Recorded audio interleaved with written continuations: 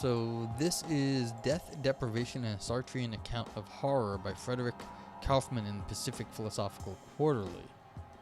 Let's drop the music a little so it's not so loud in my head. And yeah, here we go. Oh yeah, and always feel free to ask questions. My first time reading it. I don't know.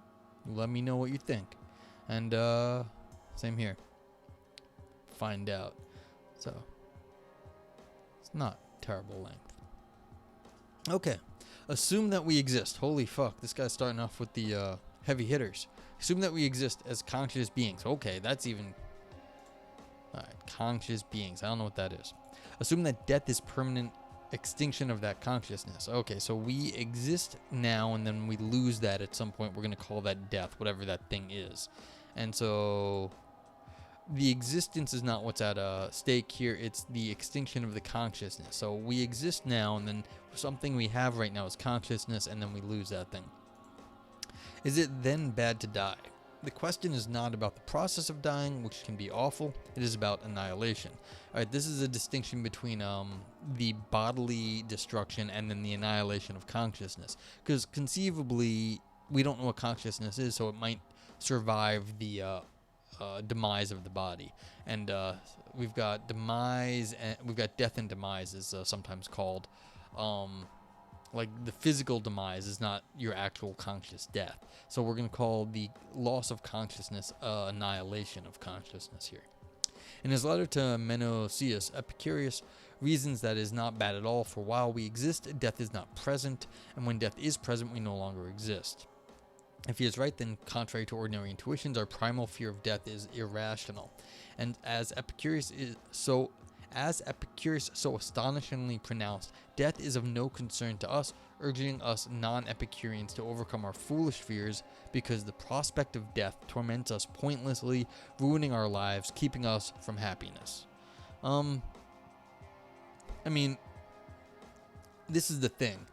The process of dying could also scare the hell out of us, and maybe that's what Epicurus was saying, but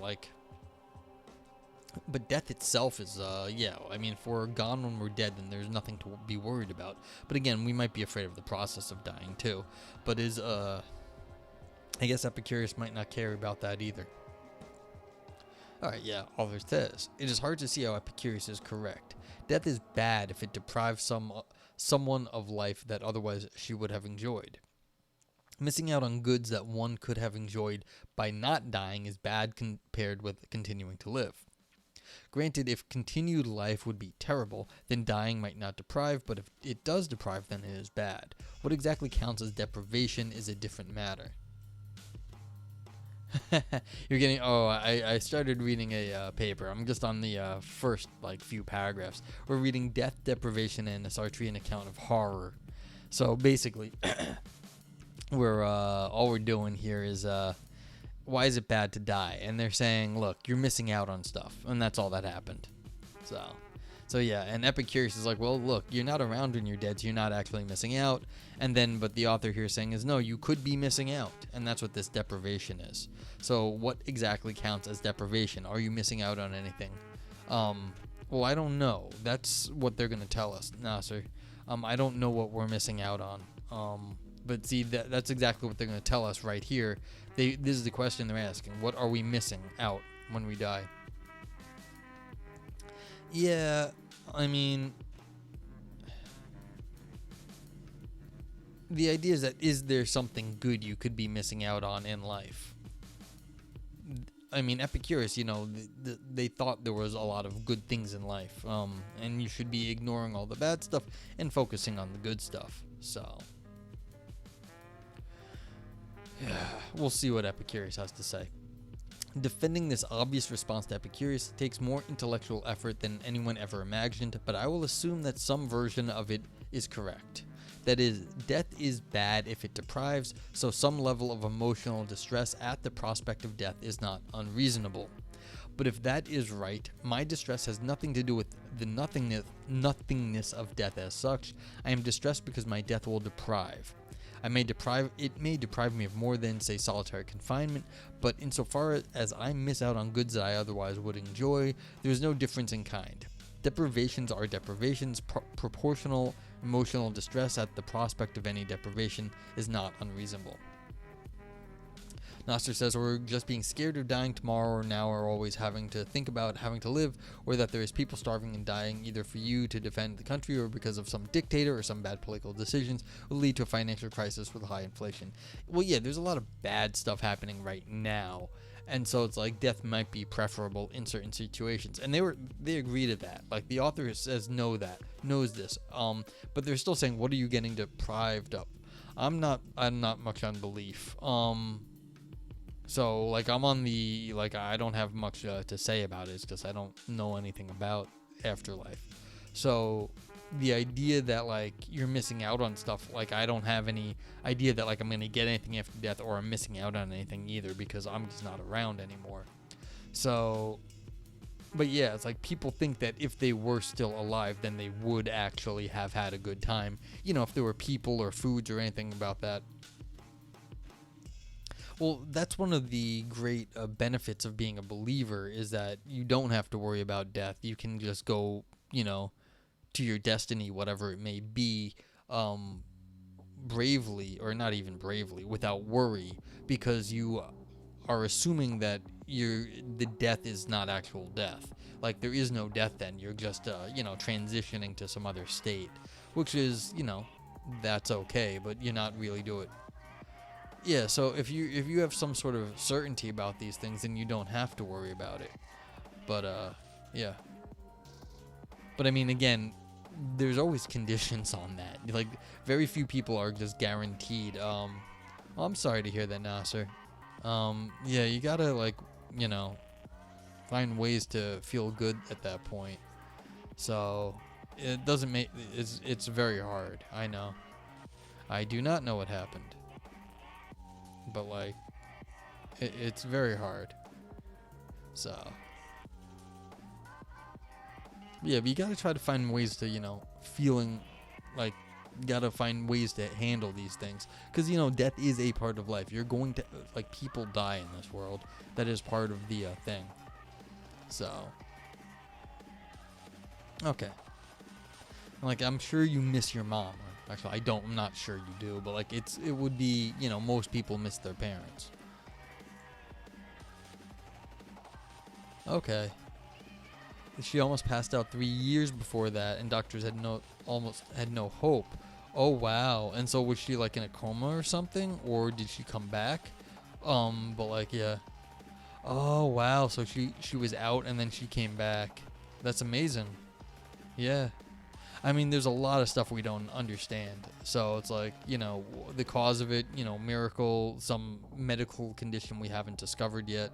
Yeah, absolutely. It happens. So, I mean, miracles basically are just things we have no reason to believe one way or the other. And it's like divine intervention or something else. Like, we don't know. So it's like, I mean, I hope you enjoyed what time you had with her.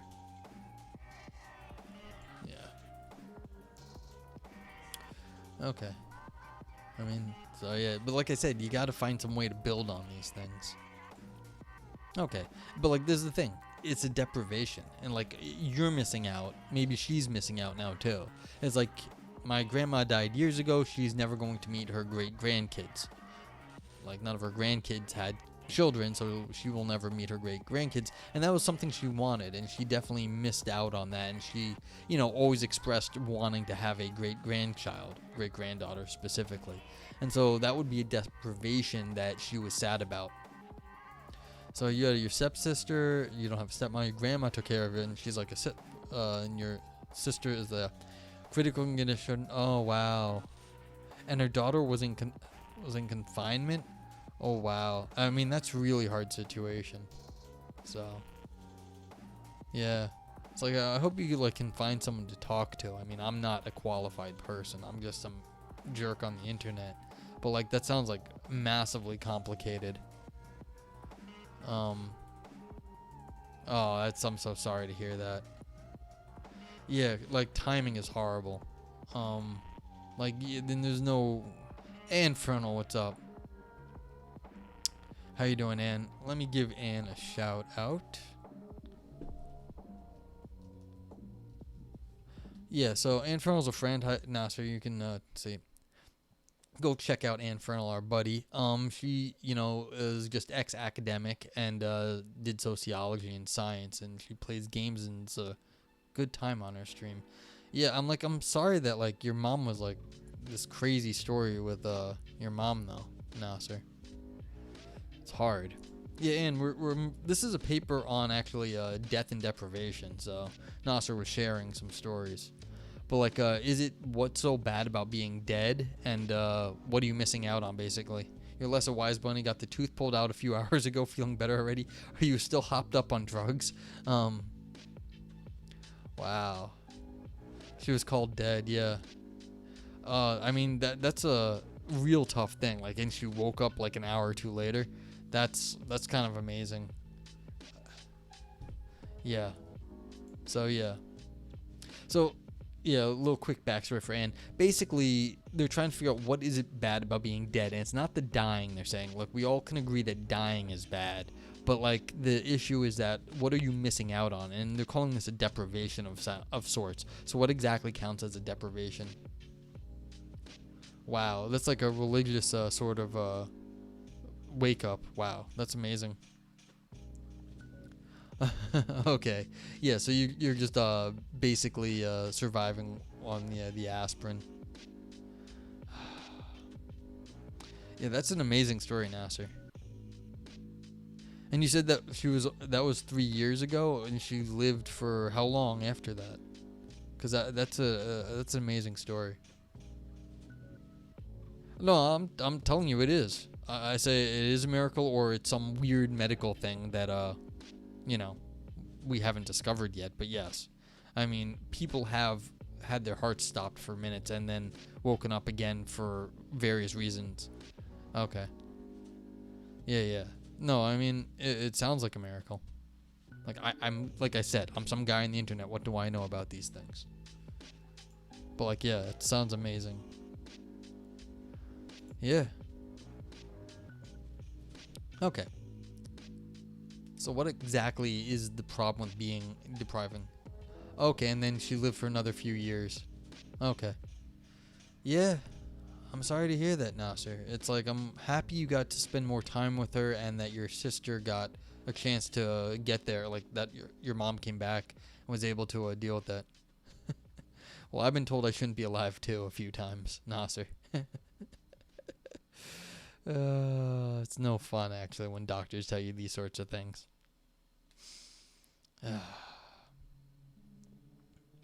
It's like, yeah.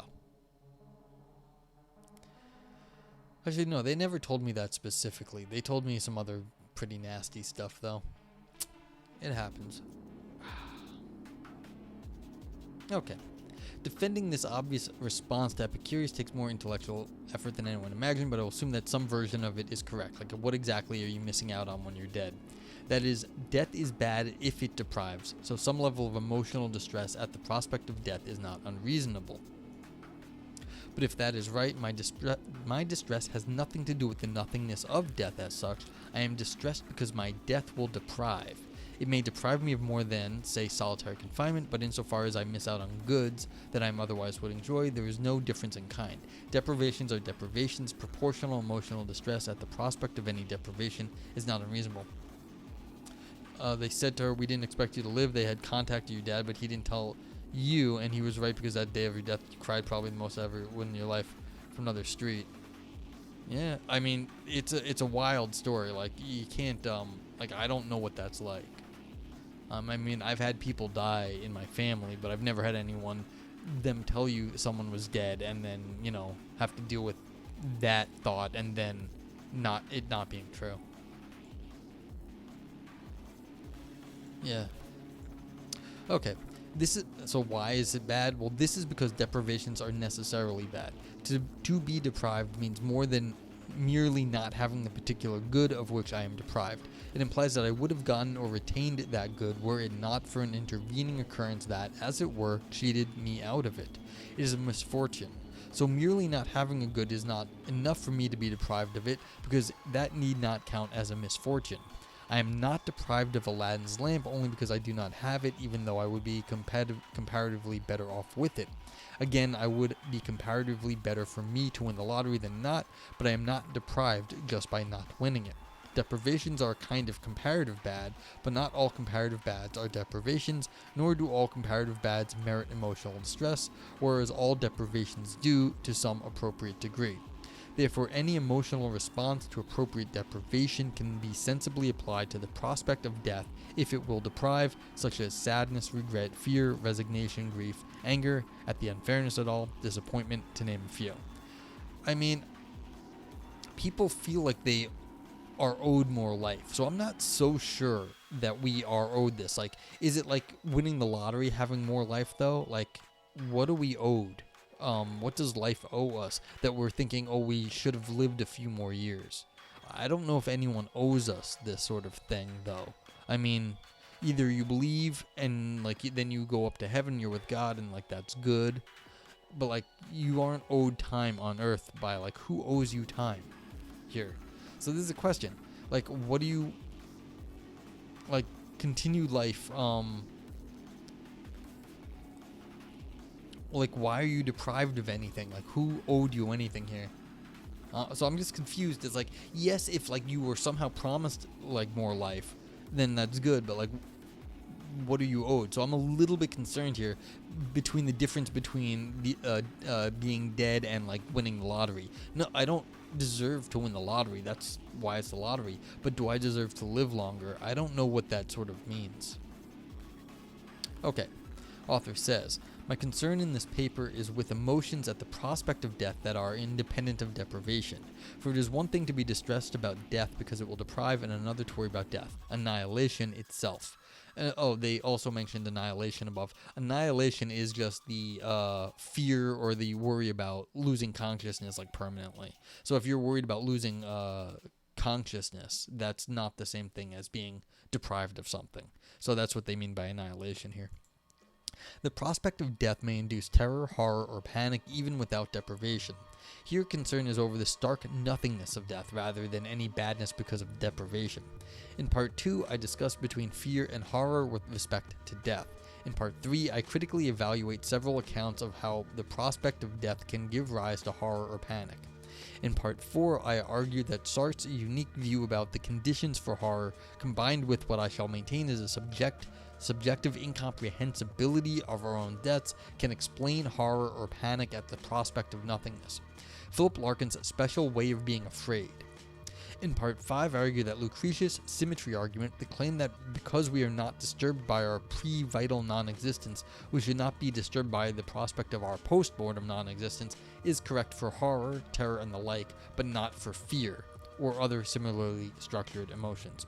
Okay, so this is what we're going to do. It seems like, they're trying to map out the different sorts of emotions that are going on with some of these distinctions they just made.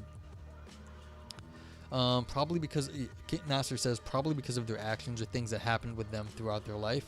Well, maybe, but, like, what would those things be? Like, what would qualify? I mean, this is a good question, but I'm just like, I don't know what would qualify. Like, it's very hard for me to, a lot of stupid things happen in this world, very dumb. And so it's like some people see, like, rhyme or reason in the world. I have no feeling one way or the other generally about this stuff. So it's like some people think, like, it makes sense. I don't care if you think it makes sense in some sense. Like, I don't see any objective way it makes sense. Like, it may make subjective sense to you, but that doesn't mean it's like there's no, I don't know if there's any accounting for stuff.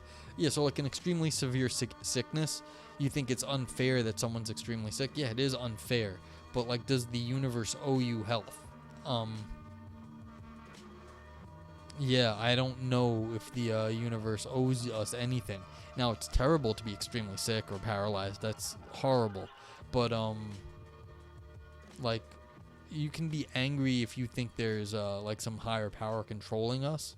Like, that is controlling this. But, like, what, again, does that power owe you?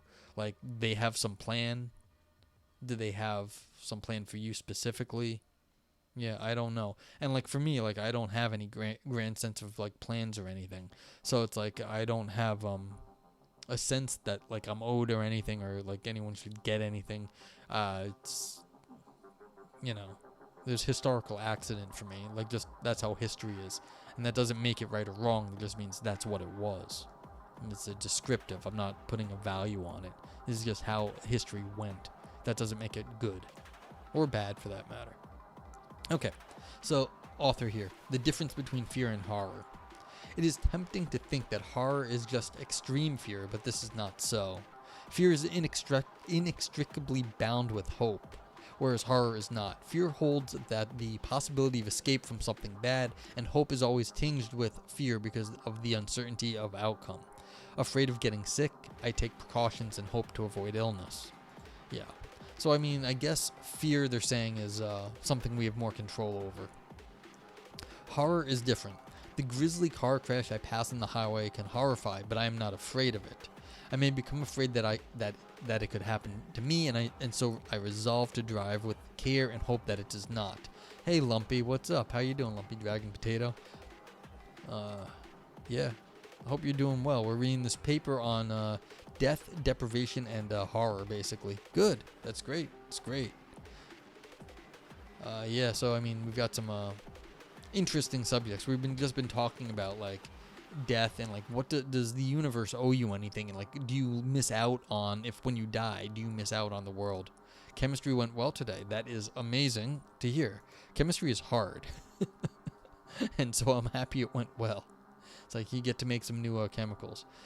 Someone asked me how my day was going. I was in a meeting with some, like, muckety mucks in my organization, some people very high up, or at least completely high up compared to me, and I didn't fuck anything up, and I was like, hey, good, I didn't fuck anything up. It's like that was the highlight of my work day, that I didn't fuck up. Okay, so fear and horror is not the same. They're saying fear you have more control of, you can hope to get out of it. So horror causing your fear is not the same at it. With horror, terror, and similar emotions, there is no hope of escape. We are paralyzed, transfixed, frozen in place, helpless, and thus hopeless. Muckety muck sounds like a race in Lord of the Rings. Yeah. Yeah, well, I was talking with the head of accounting and stuff. So it's like the people that, if we piss off the head of accounting, then our department gets, it's very easy for them to screw with us. And nothing's going to happen to the head of accounting compared to, like, what might happen. Like, if they could screw with us and we can't do anything about it. So, as long, that's my fear is, like, if I piss off accounting, like, it's just going to be bad. Okay. There are no rational steps that we can take in the hope to extricate ourselves. So this is from horror. With fear, we maintain hope. With horror, we abandon it. Aristotle observed that those who experience horror become callous towards the future and are like men who are being flogged and are already near dead. If they are to feel the anguish of uncertainty, there must be some faint expectation of escape.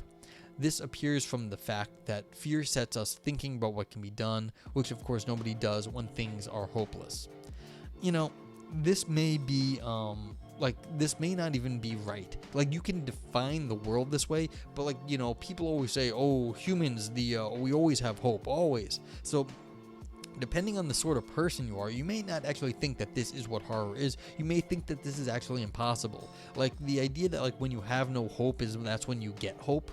I think someone said that to me once. It's like, oh, when you have no hope is when you need hope, and that's when you can get hope. So, like if you can, like, draw on some faith or something at that point.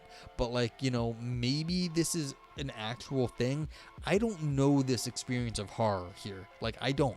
Maybe someone out there understands horror in this way, but, like, what is this horror when there is, like, hopeless stuff? I've never been, tortured, like, without hope of escape. Like, that's not a normal thing, at least not nowadays around me. So it's like, I don't understand this in some sense of the, I've never had this experience. Now, I can imagine this, like, you watch a horror movie and, like, you're captured by some very bad people and you have no hope of escape. Yes, that can happen. But, like, that doesn't really, hey, Tindarius, how are you? Hope you're doing well. You have a good day today?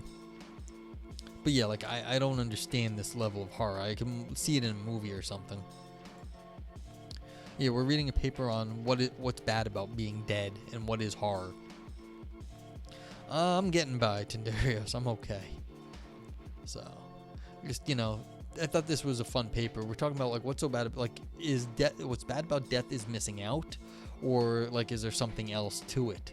Like, because that's kind of what the author is saying. But, like, there's losing your consciousness, and then there's missing out on the good parts of the world. And then they're saying, like, also, it's different when your differences between fear and horror. So that's just what we're discussing. It's like, fun, be as if being dead is to unexist, as if you were never born. Okay, so the author actually mentioned that Lumpy Dragon. There is a theory, who is it? They set it up here. Okay, yeah, this is the pre-vital non-existence. So the thing about being before you were born is kind of like what you are like once you're after you're dead, and so they're gonna get to that. So that's the question. I mean, it's a weird. Most people have like different feelings about death. I mean, Tindarius. I mean, I'm definitely an oddball on most of these topics. So, Anfron says, my question is, and it's a serious one, why care? Once you're dead, that's it, and of course you're gonna miss everything. So, well, as Nasser brought up, like if you are religious and you think there's an afterlife, then you aren't exactly missing out. You're sort of looking from, I guess, if you're in heaven or something, you're looking down from a view, and so then you are missing out, and that would be a deprivation. Yeah. I mean, yeah, that's true. If we're just going over the theological, that's fair. But like that, I think they're gonna get more into it.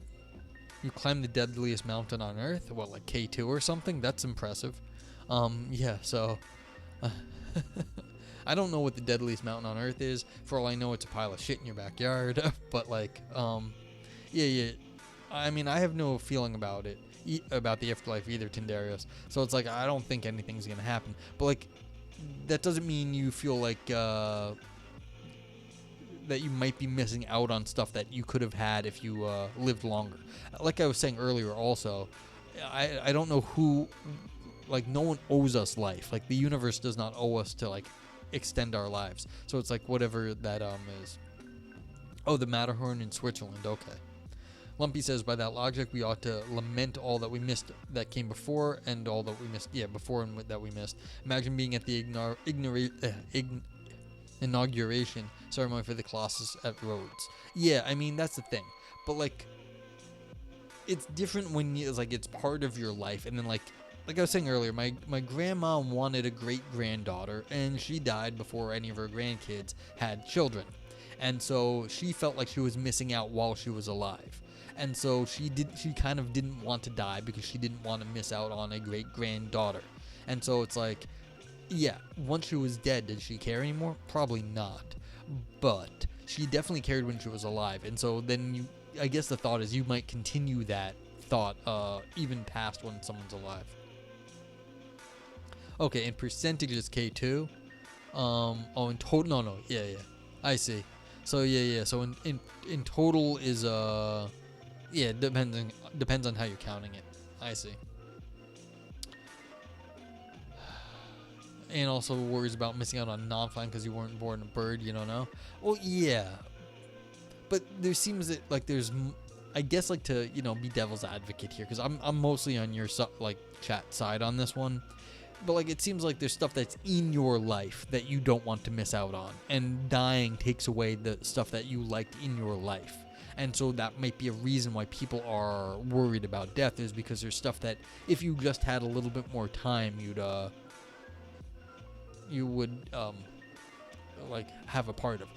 And the difference there is, the stuff that if you were born a few years earlier, you're not really experiencing anything when you're like such a kid or whatever. But like it's like people sort of feel like attached to their lives. Yeah.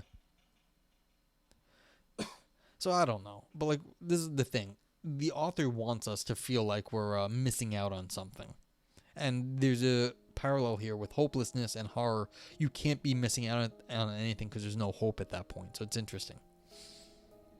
Okay, so because fear and hope are linked, one might think that fear of death is not possible because death is certain. It is a bad that I can never hope to avoid. Yeah, so the inevitability of death, like why be afraid of death if it's inevitable? I mean, that could be true of death in general, but people do not fear death in general. They hope that their own deaths will not deprive them, even though ultimate death is certain. Yeah, they don't want to miss out on certain things. They're afraid they're going to miss out on, like I said, my grandma was afraid she'd miss out on the birth of her great-granddaughter. Okay, so even if death is certain, deprivation is not. The prospect of deprivation can be rightly feared because deprivation is necessarily bad, and that is what one can rationally hope to avoid.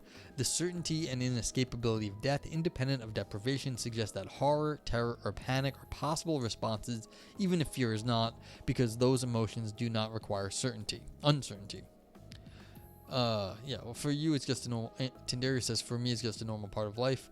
You also oppose a graveyard. You see burials all the time. Yeah, I mean, this is the thing. This person, the author here, is definitely taking a certain tack about what it is to be old and want to live. Like to want to live more. And so it's not the same thing as people who, don't think of the world that way, that are like sort of trying to hold on to life at that point.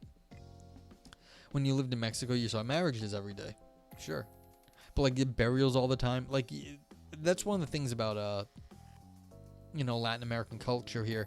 You prefer the burials. I mean, it brings death as part of life. And so it's a different sort of perspective. So in some sense, this is also, this paper here is already a product of a certain culture that treats death in a certain way.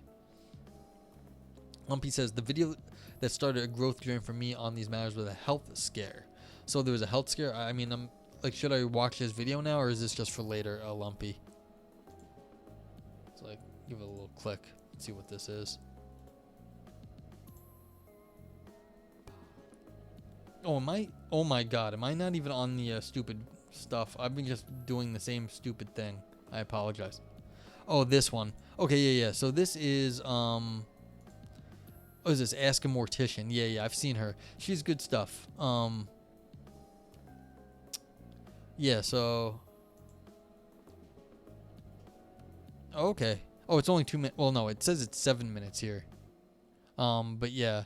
Alright, I don't want to get myself DMCA'd is basically the issue at the moment. But, sure. Yeah. So, we could see.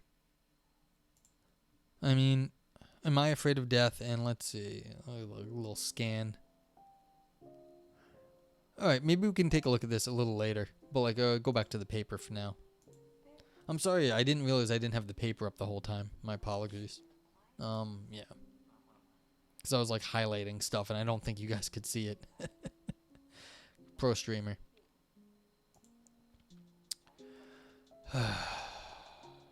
Okay. The hopelessness of horror and terror can induce a recognized but poorly understood clinical condition called tonic immobility. Victims in terrible, inescapable situations may become disoriented, listless, and unable to function. They are not afraid but paralyzed or benumbed in an altered state of consciousness. Some researchers speculate that this is an involuntary last resort defense mechanism, a sort of playing possum that has survival value because animals can exhibit similar behavior. Regardless of the evolutionary account of tonic immobility in animals, in people there is a distinct cognitive element. The person must believe that their terrible situation is hopeless, that escape is impossible. This is now horror. The bad thing is going to happen, and one is utterly helpless. I had a professor in college that was put on death row. He was accused of attempting to kill someone in the government, and they threw him on death row. It was a political setup, and to get rid of him because he was politically annoying somebody that was very powerful. And they put him on death row, and he said that basically this is what happened. He stopped caring about anything, and he just sort of, laid on the floor and did nothing. And so, yeah, it's a crazy fucking story. I can tell you the story. This is the short version. But he is a Chinese guy. He's older, a Chinese guy, and he started a he won. In China they have the meritocracy test where the people they give a national test for high school students, and like based on your rank you can go to a better school and stuff. Well, he got number one, so he was numero uno in all of his year in China, which gets you basically, you become famous a little bit. And so he goes to China, and thank you, Nasser.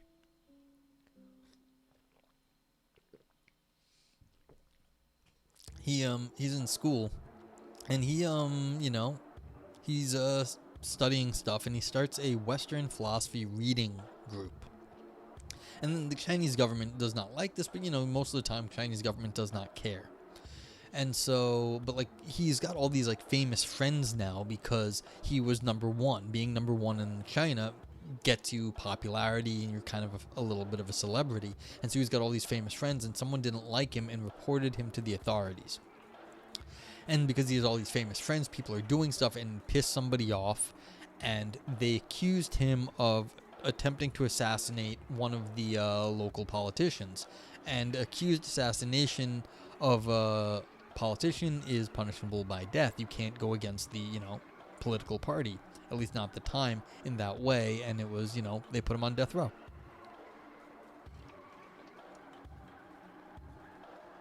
Eventually, so he's waiting to be executed, and this is when that story says, and this is what he said happened to him. He basically, just like didn't do anything, laid on the floor and just like turned off.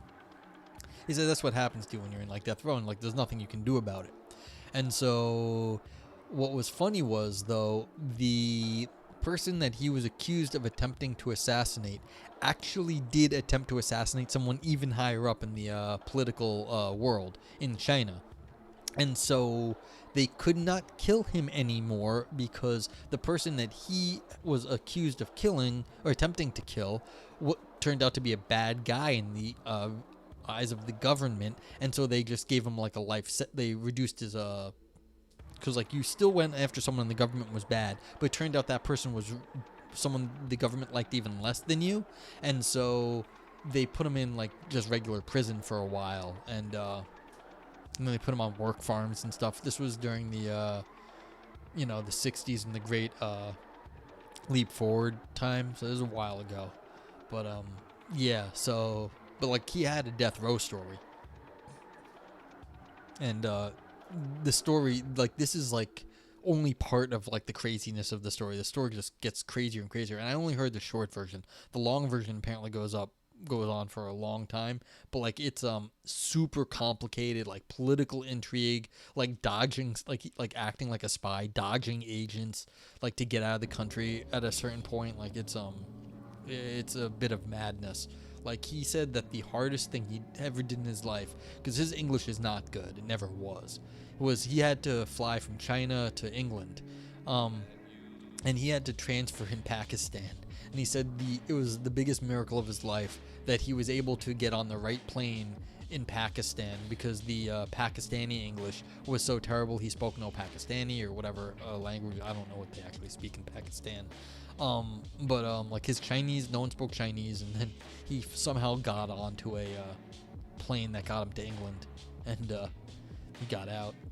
But yeah, that's a crazy story. But like, I can verify, or like I can at least corroborate this sort of thing that happens. That if you are in like a hopeless state, your body will just shut down. And it's not exactly well known how and why all that stuff happens. But yeah, I can maybe tell the story longer, but it's not. It goes on for a while. Okay. Anyway. Yeah, feel free to ask questions if you want about paper or other stuff. It's fine. In a series of astonishingly cruel, horrifying to contemplate actually, but revealing experience by psychologist Martin Seligman, dogs subjected to inescapable electric shocks became passive, listless, withdrawn, and seemingly resigned to the futility of trying to avoid the painful shocks they were forced to endure. This dreadful condition is now known as learned helplessness. Seligman's disturbing findings can help us to understand the passive behavior of victims in horrific situations sometimes display. He writes, the helplessness model is useful in understanding certain reactions to victimization, particularly those involving numbing and passivity. Passive responses to victimization may result from the victim learning during the episode that responding is futile.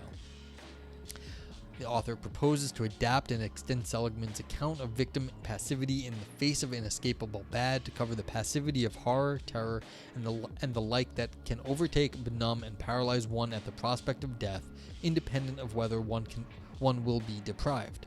I believe that the milder versions of those emotions can arise just by contemplating one's death. This is not fear that death will deprive, but rather an unnerving horror at the thought of non-existence. However, and contrary to Seligman, I will offer a non-mechanistic account of the passivity rather than a causal response to inescapable adversity. Nasser says, what do you do when you feel unmotivated and some people stop believing in you, but the people who actually love you and care about you continue cheering you up about something?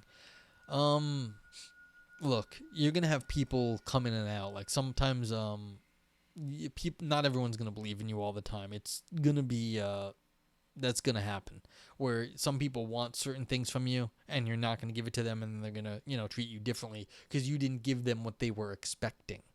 Don't be relying on other people's expectations so much. You can't be like, oh, they don't believe in me anymore.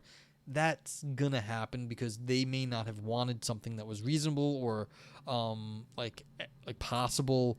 Not all things are, not everyone can be satisfied. You're not going to make everyone happy. So it's like you do just have to find some way forward to do stuff. But like, again, you should not be relying on other people to just tell you to make them happy. You have to do stuff that you want to do to make you happy. And don't listen to the haters, basically, Nasser. I mean, you can deny other people that tell you won't make it. Well, screw them. Don't listen to the haters. You have to find your own way to be happy, and it's not going to help that like you have to do everything that everyone says. It's just not going to work. If you're trying to make everyone happy, you're going to fail. It's just not possible. So yeah, you got to, again, do things that are going to make you happy and some people happy. You're not going to make everyone happy. It's like, don't even try. And hopefully they'll come around at the end if and when you ever do get successful, they can see that, okay, maybe what they wanted wasn't the right thing at the time. It may not have been bad advice, but it may not have been the best advice for you at the time. I mean, that happens. Okay. Author says, I hope to show how Sartre's unique theory of emotions will explain horror at the prospect of annihilation.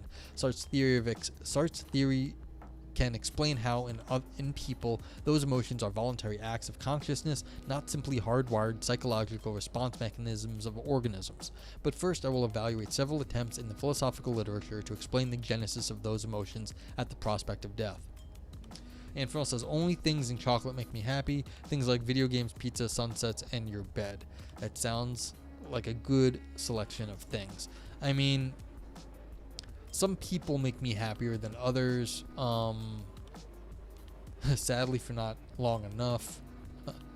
But yeah, hopefully, like, you can increase that list. But like, that's good that like there's some of those. Okay, how can the prospect of death induce terror? Nasser says, what's something you've always wanted to as a professional career or normal day life or a relationship that you've never got a chance to do or were too afraid to? Well, one of the things about being me, Nasser, is I never wanted shit. I wanted people to leave me alone. That's basically what I wanted. Yeah, potato for snuggles, that's a good one. People too. Yeah, and your dogs. Yeah, doggos, pets. Yeah, I never really wanted a job. Like, never seemed like a good idea. Like, what do you want to go into like a 9 to 5 for? Now, if people want to pay me like all day to like bullshit, that'd be fine. But like, I mean, that's not what people pay you for in this world at the moment. So I can't really answer your question because I never had any idea of a professional career or whatever. I just want to, dick around, read stuff I like, listen to music, hang out with cool people. So, did I try to invest? Not really, Nasser. I don't have any stock tips. I did buy some Bitcoin many years ago, not enough. So, um, yeah, I mean, I did buy some crypto years ago, but like not enough to make, like, I'm not set up or anything. I don't have like a ton of money. You crave, Lumpy says you crave the joy of discovery. That's why you're still in the lab. Yeah, like finding out new things is like exciting. Like you're finding out more about the world. Um, so yeah. And that's one of the reasons I do like the philosophy. You get to think thoughts that you had not thought before, things that have not been thunk. And that's one of the things about philosophy is that you get to, sit around, read a paper, and you can think of something new. And that's a fun thing. And so, like, one of the things I do actually nowadays, Nasser, is I do make some video games. I work on programming video games, and I try to make experiences for people that they might not have otherwise had. And so that is one thing. I mean, I not like as a career or normal day life, but like, yeah, I don't have a partner at the moment. I'd love to have one, but I don't. But it's like these are things in like my life that like I do. I try to create an experience at stuff. So like when I give gifts, a lot of times I don't give objects. I give someone like a gift certificate to a restaurant, like an experience. I took a class, Nasser, of coding. I mean, I knew a little bit self-taught from like high school. Then I took one class in college, and then I've worked on it since, but like not as a, but not like professionally. As I didn't like get a degree. I have a degree in philosophy, not in computer science. Although I do know philosophical logic, which is very closely aligned.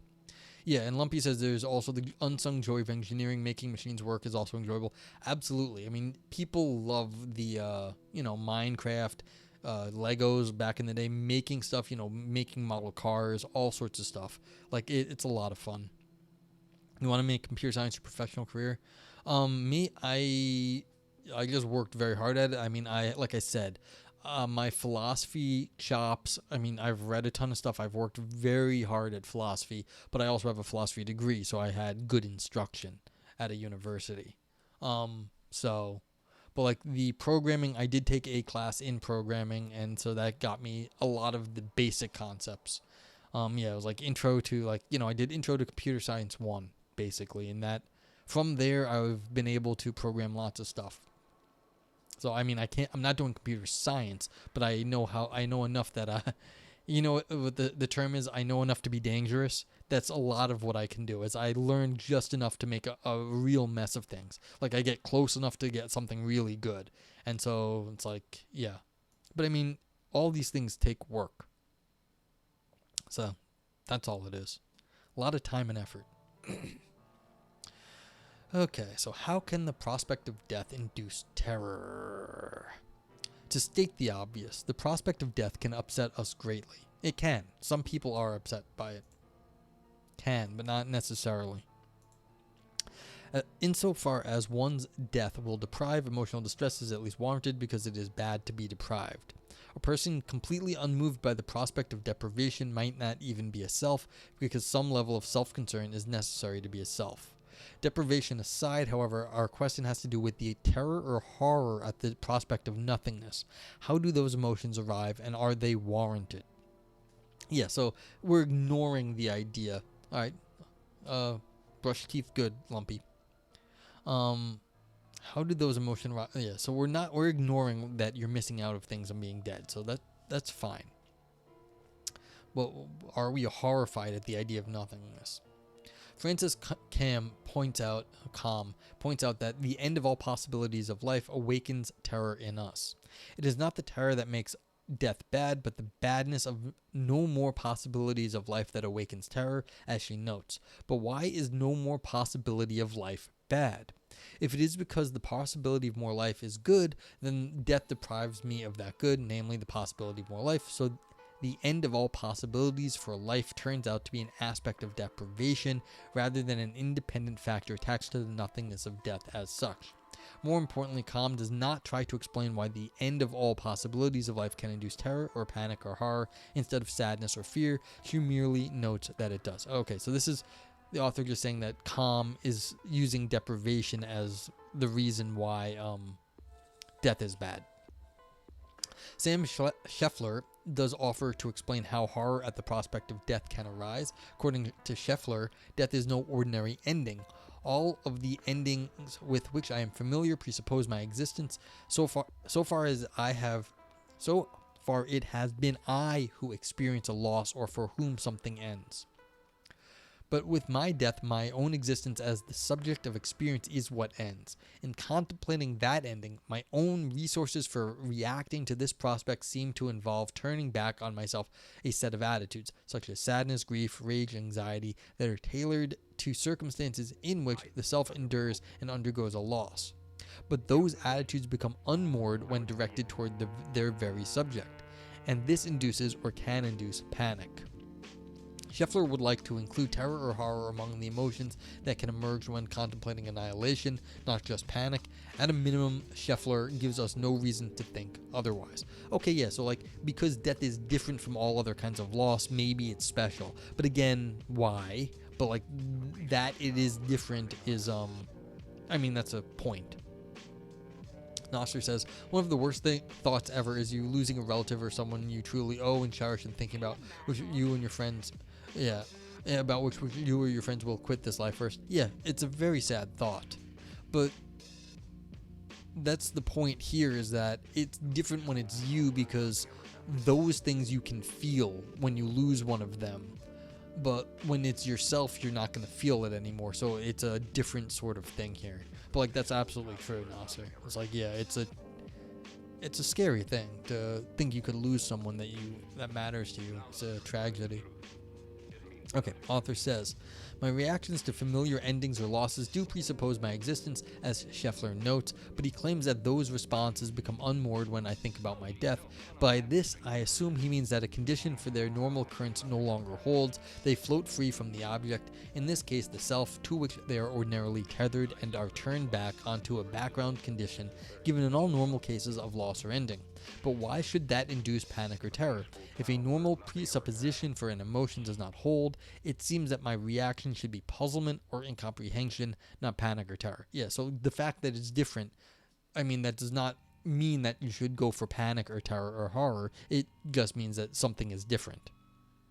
Okay, it is true that death is no ordinary ending, and all of the endings with which I am familiar do presuppose my existence, but seems more like a redescription of what is unique about death, rather than an account of why the prospect of death can induce horror, terror, or panic in particular. To say that it does so because death is unique is special pleading, and it still would not explain why panic can result when the background context for all previous endings is itself what ends in the case of death. Well, I will say that a lot of people are cowards, so anything different scares the hell out of them. But again, that would not explain the general fear of death. That would just explain the fear of death in cowards. Now, maybe no one in chat here is a coward, and that's why none of us are saying this is particularly freaking us out, but I think it's bigger than that. That would be unfair. To just call everyone who's afraid of death a coward would seem wrong. Okay. Here's another attempt to explain the origin of terror. James Bailey reminds us that Tolstoy's Ivan Ilyich knew all along that he was mortal, but now that he is dying, he knows it in a way that shocks and terrifies him. This is puzzling because how can something that he already knew come as a surprise? Bailey calls this rediscovery of what we already know about our mortality the expectation of nothingness. He asks, how did the feeling of terror in the extraordinary state of realizing one's own mortality, but never an end, the normal everyday acknowledgement that I am mortal? This is the crucial question, and to answer it, Bailey appeals to the distinction between beliefs and aleafs. Aleafs are like beliefs, but they can be at odds with their actual beliefs. He cites psychology experiments where people are reluctant to eat chocolate fudge shaped like dog feces. They firmly believe the absurd item is fudge, but they simultaneously believe that it is not. That allegedly explains their reluctance to consume it. Bailey suggests that the belief-aleaf distinction can account for the difference between Ivan Illich's common everyday acknowledgement of his mortality and a shocking realization of his impending death.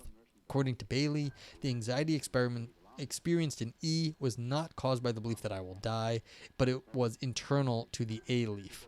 That is, Ivan Illich's terror is partly constitutive of the aleaf rather than part of his normal everyday belief about his mortality. Yeah, all right. See, the author, I was going to say something, but I think the author covers it. It is hard to see how this maneuver helps. Unlike the chocolate dog feces case, where the cognitive content of the belief in a leaf are different, feces and chocolate, it seems as if the a leaf that I am mortal has the same cognitive content as the everyday belief that I am mortal, only with terror added. More importantly, making terror internal to the a leaf does not explain its emergence there. Recall that at issue is the emergence of terror in the first place, so whether it occurs in beliefs or a-leafs does not address the question of how it comes about. Recall that is the question that Bailey proposed to discuss, cited above. How did the feeling of terror emerge in E, but never in N? Valpo. Whoa, good title. This is the first paper yet. Hi, Nogar, and hi, chat. Yeah, hi, Valpo. We've been having, discussions. It's a, it's a topic that, a lot of people have things to say about. So, yeah, this is Death, Deprivation, and a Sartrean Count of Horror out of the Pacific Philosophical Quarterly. And so, people, we've been discussing, and so a few side tangents, and we're only, less than halfway through the paper. So, a short rundown is basically the author's trying to figure out what is so scary about death, and it's not just that we're missing out on more life. If we're worried about deprivation, as you can see in the title, Death, Deprivation, if it's not deprivation that we're missing out on something, what is so scary about it, what is horrifying at us, and we're going to get there. We're currently running through things the author doesn't like. So this is just a theory that the author is discounting before they get to their preferred analysis that has to do with Sartre. So they're just discounting it here. They're saying where is it? Yeah, see, more importantly, making terror internal to the A-leaf does not explain its emergence there, and that's what they needed to show, that they were trying to explain horror. Or the terror. And so they're saying the B-leaf, A-leaf distinction does not actually work. Yeah. Yeah, good title, though. I agree.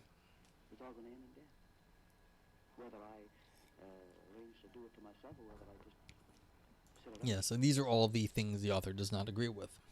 Next one. Thomas Nagel also seeks to show... Oh, and how you doing, Valbo? I hope you're well. Thomas Nagel also seeks to show how panic at the prospect of death can arise. He suggests that it results from subjective and objective points of view colliding. The subjective point of view does not allow for its own annihilation, for it does not conceive of its existence as the realization of a possibility. If I cannot see my subjective existence as the realization of a possibility, then from the inside I cannot comprehend its non-existence. You see, that's weird, though. I mean, we fall asleep all the time, and I know I'm not awake then, and I can conceive of that just fine. Annihilation seems impossible because my inner world had not been thought of as a contingent manifestation at all. My existence defines for me an essentially open-ended possible future. And my subjective conception of myself carries with it a particularly strong sense of its own future. I mean, really, how strong is your feeling that you're going to be living for indefinite amounts of time? That seems a little arbitrary, but that's fine. Author says, this internal sense of the non-contingency of my own conscious existence collides with my objective understanding of the world where things, most notably myself objectively considered, exist contingently, producing a kind of vertigo by which I understand Nagel to mean an experience comprising various disoriented emotions like horror, panic, and terror. Author says, I believe that Nagel is correct. The strong subjective sense I have of my own future is not a contingent fact about myself, it is a conceptual feature of being a self. Future orientation is not just a psychological quirk, a Parfidian temporal bias, or the fortuitous result of evolution. It seems that consciousness is essentially future-oriented. Making decisions, having desires, forming intentions, maintaining beliefs, engaging the will, any deliberative conscious acts whatsoever are all forward-looking. Even deciding to remember something is prospective. Phenomenologically, I appear to myself to be a unified future-oriented center of awareness, simple and therefore not subject to decay or disintegration.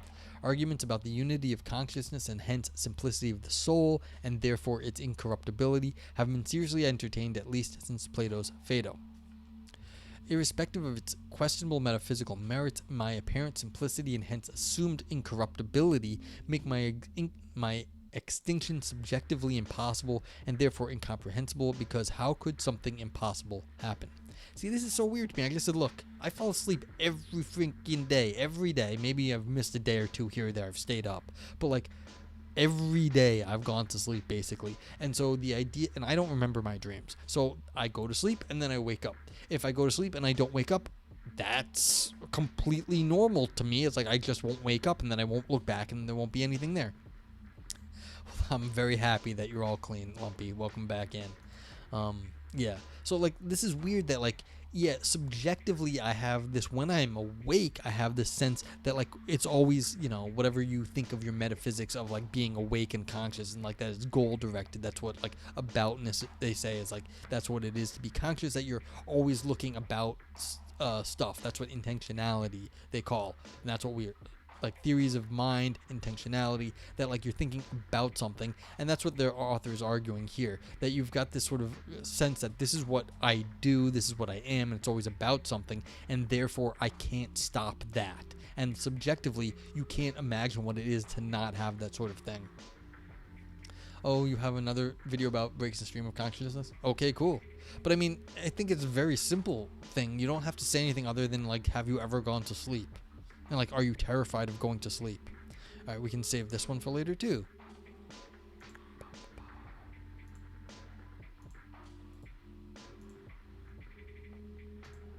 But yeah, so I find this weird. And there's something else I want to mention real fast. In this sort of mix. When you start to realize you're going to die, there's a difference between being afraid of death and you know you're going to die. Like I assume all of us know we are going to die. We are mortal things. You don't know when you're going to die. And when you know like the idea that there's a when is something new. No one knows when they're going to die unless you're like, you know, sentenced to death or something. But that's exactly what the point is. You didn't know that ahead of time. But learning when you're going to die is an objectively different thing. And so when you start to realize you are not going to make it, that is different. And so no one is surprised they're going to die. They're surprised to learn when they're going to die. It's shocking when it happens, not that it's going to happen. And I think that's kind of missed here.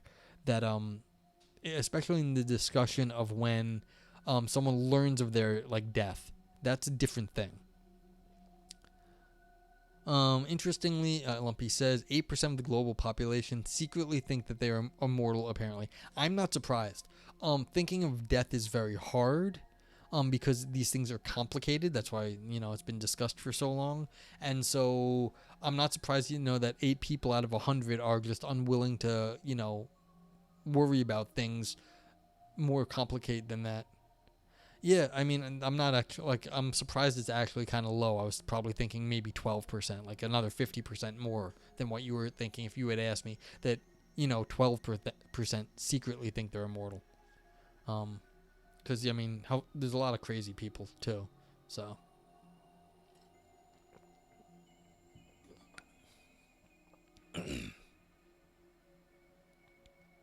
Okay, so if this is right, that, like, the thing is that there's a clash between the subjective and objective in your head. Instead of a collision between points of view, my situation is more looking like the ambiguous duck rabbit drawing. Oh no, don't be bringing my duck rabbit. Do not be doing that. Duck rabbit. I can occupy one perspective or the other. Kierkegaard's injunction that we become more subjective, a core inspiration for existentialists, if taken very seriously, cuts us off from our objective selves and hence from internally grasping the possibility of our own extinction. Kierkegaard suggests as much when he asserts that the certainty of immortality is rooted in subjectivity. The conclusion I should draw based on my immediate subjectivity alone is that my extinction is impossible. Again, I guess if you're so wrapped up in the moment, then you can't think of anything outside the moment. But again, that sounds like you're an idiot. if you literally can't get out of your like subjectivity, like the subjective moment. I mean, that would make you not like reflective at all. Oh yeah. Yeah, forgot. Valpo is a Kierkegaard expert, or at least a fan. I don't know what Valpo thinks of how Valpo feels about Kierkegaard. Lumpy says, I remember just being in a random hallway in high school and being hit by the factual inevitability of death. Dread lasted 2 minutes and vanished. I could never re-grasp this feeling. I think my brain popped the cork on that thought and that was it. You know, I think that experience is not so uncommon. Like, people are like swamped, like realizing like what it is. And like the idea that like, you're going to die, like you're all doing random things also is part of like the experience that people want you to get. Like, you're realizing like there's a limit to your existence at that point, and that's part of like the phenomenology of death, like what it is to experience like the knowledge of it. But again, yeah, if you're talking about immediate subjectivity, then yeah, it's hard to think of anything other than what you're doing in immediate subjectivity. But like the idea that you exist in immediate subjectivity is just wrong. Like, that's not how we exist. Like, you can get into it very briefly, but like it's immediate, it doesn't last. Anyhow, arguments to the effect that my annihilation is impossible, not because of the nature of consciousness, but because I, properly understood, do not exist, almost like a bad joke. That is, I cannot go out of existence for the banal reason that I do not exist.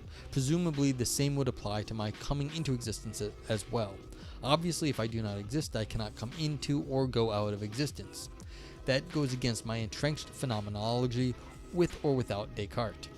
Maybe there is no core self, but that is not how things appear to me. It sure seems as if there is something that it is like to be me in Nagel's memorable phrase. So Hume's celebrated inability to find himself upon looking inward is hardly enough to dislodge the powerful sense I have of myself as an ongoing subjective experience. Okay, so this person is really into their phenomenology. They are completely in the like sense of like doing stuff at all times. Like, they are really engaged with their world in a very immediate sense. Okay, that's nice. They wrote this whole fucking paper. I can guarantee you this did not just spew out of them all at once. This took a lot of work. And so the idea that they have a powerful sense of your ongoing subjective self, that's nice. But the fact that you wrote a long philosophy paper says you can do other things too. Yeah, we got a bunch of people here now. Hope everyone's doing well. Say, like, everyone wave to each other. Yeah, moreover, and despite appearances to the contrary, even if I am merely a cascading bundle of perceptions and fleeting mental states, one giving rise to the next without there being a persistent subject to as the experiences, there is nothing inherent to my internal perspective to indicate that the continuum must end. Yeah. I appreciate everyone being here. Like, thank you for coming by. I appreciate it. That is the issue to focus on. Self or no self, there is nothing inherent in consciousness as such to indicate that it will vanish. My consciousness seems to me to be unified with a kind of frictionless inertia that propels it forward. I think that this is part of what Nagel means by how our first person perspective for each of us is an essentially open-ended possible future. Yeah, in the immediate moment, you can't think, when you're not thinking about other things, then yes, you have to be thinking about one thing. You can also think about death, and then it is not an essentially open-ended possible future. You're thinking about death. Okay, now maybe at that point you're saying, well, no, what I'm doing is I'm thinking at that time, and thinking itself is essentially open possibles. And then you happen to be thinking about the end of it, but that's actually a secondary thing. So, the idea that you can not get out of this immediacy seems very strange, though. It's like non-reflective. It's inherently non-reflective. And like I said, it's like one of these people, like the idea that they wrote this paper, the one that like we're looking right here that you guys can see, and they spent a whole lot of time doing this, means you are a reflective person. You are doing something right now that I don't think you can possibly maintain. Or they're arguing something that they can't maintain over the long term. Okay, here now is the problem. I ruefully acknowledge that what appears to be subjectively impossible will happen, even though I cannot fathom how. Yeah, you don't know you don't know what it is to die. That's fair. This is not a Nagel-type collision between different points of view. It is instead blindly accepting that something utterly alien to my subjective sense of myself will occur. Yeah, you don't know what it is to die. We knew that. It is almost as if it will happen to someone else, the objective me, the one who readily acknowledges that I am mortal, rather than the forward-looking unified consciousness that I take myself to be. That the impossible will happen defies understanding. Even Illich surely speaks for many of us when it dawns on him that it can't be, and yet it is. Okay, hold up. Things will happen to me in the future that I do not understand. Is this an insane thought? It's not even death. That things will happen to me in the future and I don't know what they are right now. Like, that's not so crazy. Valpo says, I definitely have a recovery period or something like that after a long paper. Yeah. And so this is part of the issue here, is that I don't believe the author actually believes, or the author I feel like is deluding themselves slightly here. Or they're doing it for, maybe this is well written, by the way. So like maybe they're doing it for effect, and I can understand you don't know what it is to die. None of us have ever died before. And so you can't understand what it is for our consciousness to go away. Now we've fallen asleep, but that's not death. We don't know what that is. So we can't tell the thing. So it's like, but the weird part is like other things have happened in the past that you did not understand, and you have gone through them just fine. And so, it's like, what were we talking about? Like orgasm or something. You can't tell someone beforehand and afterhand what that's like. It's like you've taken a drug, you've gotten drunk, any number of things. And Phil says, I don't know why, to me, death has never meant that much. It's sad when someone you love dies, of course, but to me, that's it. There's nothing else. Unless you're spiritual, then you deal with the afterlife. But I don't even care about my own death, only about having a death with lots of pain and suffering. Am I weird? No, you're not weird, Ann. I'm pretty close to you on this. Oh, maybe we're both weird together, which is cool. But, like, then again, I think I have a weird history. I was, like, fatalistic. I didn't care when I was younger, one way or the other. But it's like, a lot of people put a lot of stock in this, and why. And you can understand that this person here, the author, has a very different view of the world. They start from a very different position, where they are starting from like their consciousness, and they can't understand from the point of consciousness how consciousness could cease to be. Yeah, so we could go with wise. Maybe that's what we'll call it, as Lumpy says. It's only a few like letters off, in English at least. So, like, this is the thing. I have a problem here because a lot of things happen when you're a kid that you don't happen when you're an adult that you can't imagine when you're a kid. Why can't that also happen from the point of view in the future, like for death? Valpo says, if death is annihilation, yeah, the dying part seems more unpleasant, potentially. Yes, we're going to go with wise. Tooth or not. Wise and tooth? Yeah. But again, why is it unpleasant, Valpo? You've never died before. We don't know if it's unpleasant, or maybe it's very pleasant. And so there's no the fact that you don't know what it is, and that's what they're saying. Even if you can't even fathom about how something new happens in the future, that's putting a lot of credit to how you are right now, that you know all the things that happen to you right now. And I just reject that, because when I was younger, I did not understand what my experience is like now, and I expect that to be also in the future. And I expect that death will be something I have not yet experienced, but when I get there, and there's no reason to be so freaked out about it as being alien, because a lot of things are utterly, in the past, I would have considered utterly alien to my younger self. So, but yeah. Again, like I was saying, it's shocking to find out when you're going to die, but not that you're going to die. Well, maybe the penultimate stuff just before death is unpleasant. Yeah, I completely agree that it might be very unpleasant to be dying, but that's not what the author is saying here. And they before you got in, they spent time being very clear that they're not talking about the dying. They're talking about the annihilation at that time, the annihilation of consciousness. So yeah, what is so scary about the annihilation of consciousness? And then basically they're saying it's utterly alien, and that's scary because it is so different. I don't understand why it's so different, actually. Not in the sense that everything else we've done is part of our life, but that when we were younger, our current selves were not conceivable. Okay, anywho. Sartre's account of horror. In his early work, The Emotions Outline of a Theory, Sartre conceives of emotions as as purposive, rather than unreasoning psychological reactions or blind forces that wash over us. Their purpose, according to Sartre, is to address situations where our normal consequential means of dealing with the world in order to satisfy our desires are frustrated.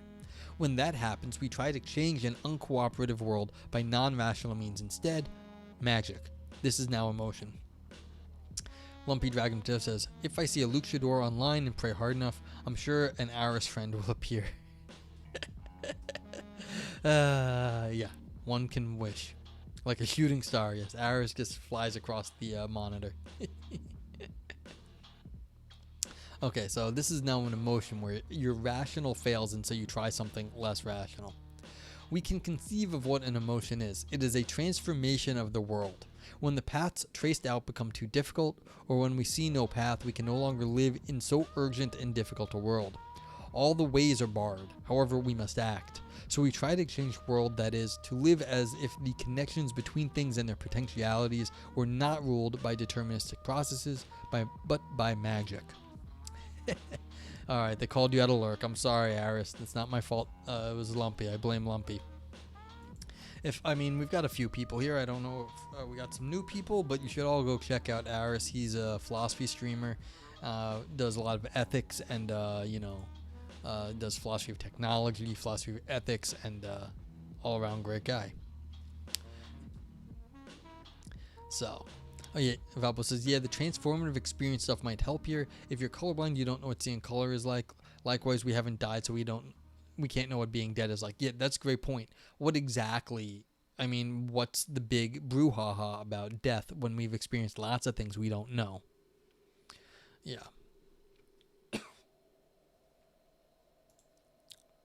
Okay, so by deterministic process, Sartre means that under normal circumstances, the world presents itself to us as orderly, systematic, and predictable. See, this is a funny thing. Like, I don't hold that the world is orderly, systematic, or predictable at all. But I know a lot of people think that you can do this stuff. I don't find it that way. There are activities to engage in, goals to reach, people to deal with, and we know how to function with it. I can do all this stuff. That doesn't make the world, that doesn't make it very predictable, though. But we can try.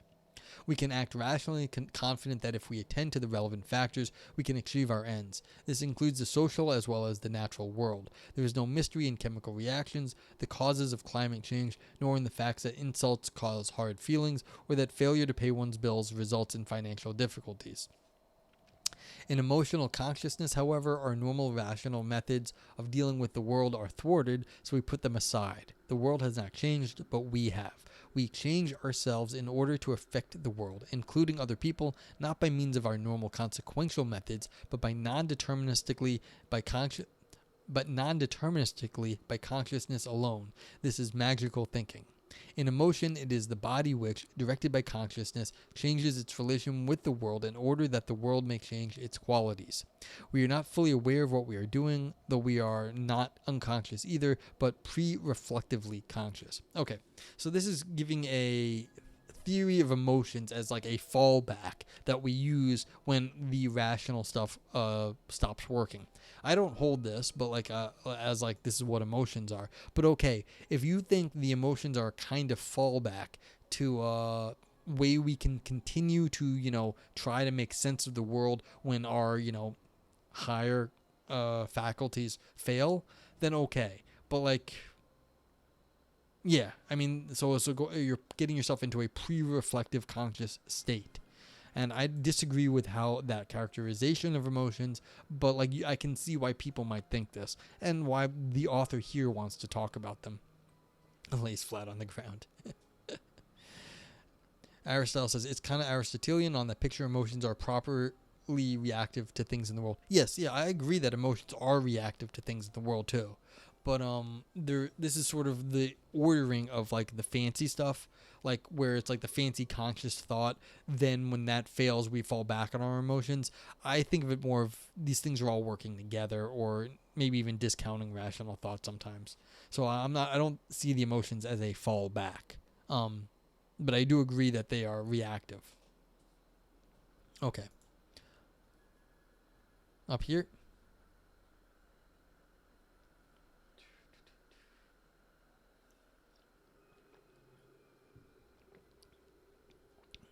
See what you want to see? Yeah.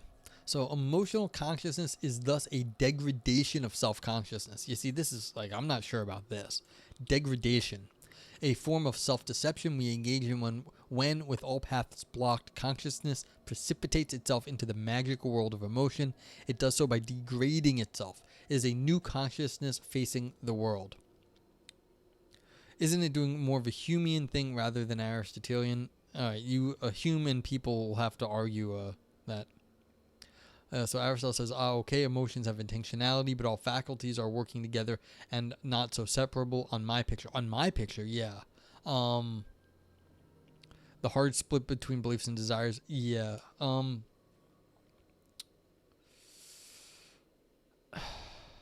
Yeah, I think you're right about the hard split, Valpo, on this account. I mean, yeah, so, well, yeah, Lumpy, like, don't worry about this. This is getting, like, sort of into the philosophical weeds between the professionals over there.